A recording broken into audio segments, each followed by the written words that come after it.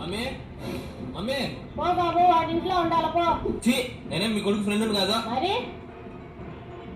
Beggar అడుక్కునేవాడుగా మరేంద్ర ఎట్టున్నావా?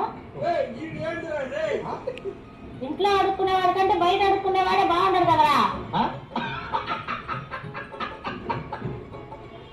చిచి ఇప్పుడు మాకు లెక్క అడుకునే టైం కాదు. మరి ఎండలు ఎక్కువగా ఉన్నాయి, మీ ఏసీ రూమ్ లో స్పేస్ ఇస్తే 1 అవర్ రెస్ట్ తీసుకొని పోతా.